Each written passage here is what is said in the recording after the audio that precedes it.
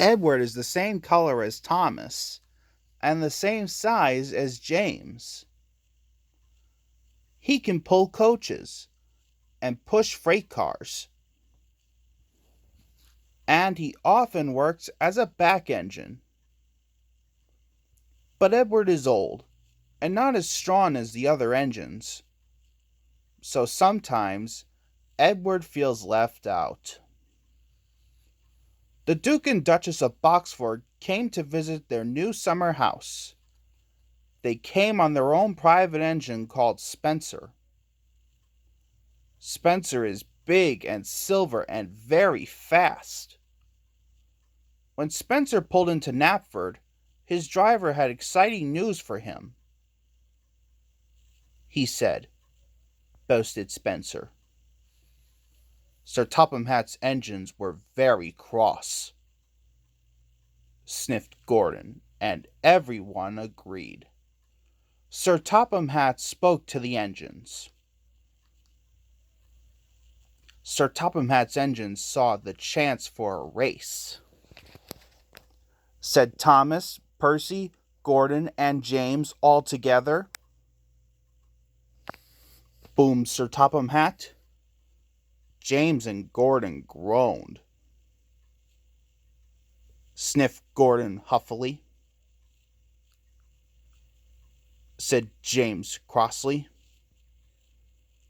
Thomas and Percy were cross. Edward was their friend, said Thomas firmly.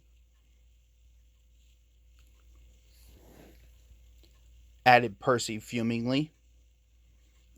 Edward set off, slow and steady.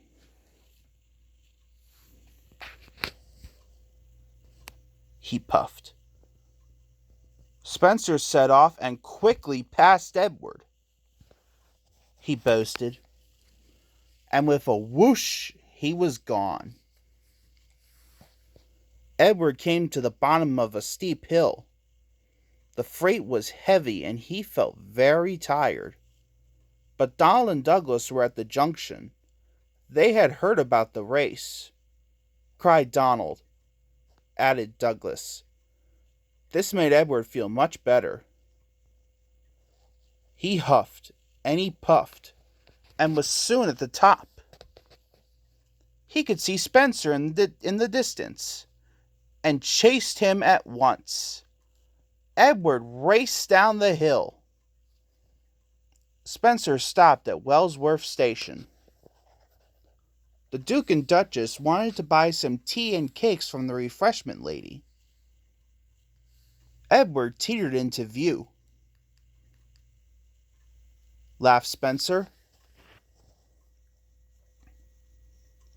Edward wished he could have a rest too, but the station master and the porters had heard about the race.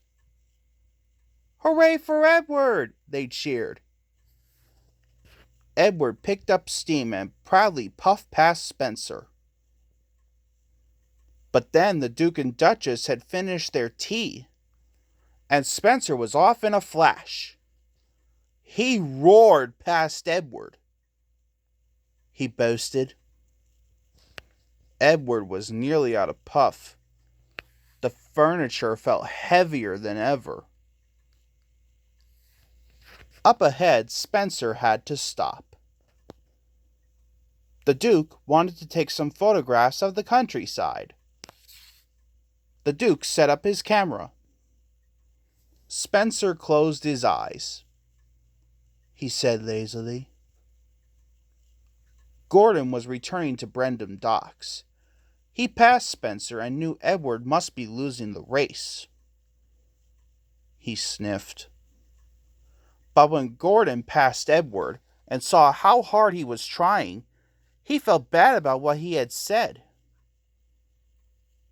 He called. Edward was so happy his boiler tingled. He found puff he never knew he had.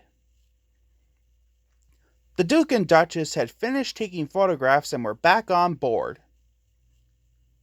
Said Spencer's driver and rang the bell, but nothing happened. Spencer was dreaming of victory. He didn't hear the bell. and he didn't hear Edward puffing past him. Spencer's driver rang the bell again. When Spencer finally opened his eyes, he could see Edward heading towards the summer house. He gasped. Spencer took off as fast as he could. But as he reached the siding, his driver ordered him to slow down. He said Spencer had no choice. He had to slow down. And he trundled slowly down the siding. With every click and every clack, he knew he had lost the race. Edward puffed towards the summer house. He gasped. Edward felt like a really useful engine. He cheered loudly. Edward felt like the pride of the Sodor Railway, and he was right.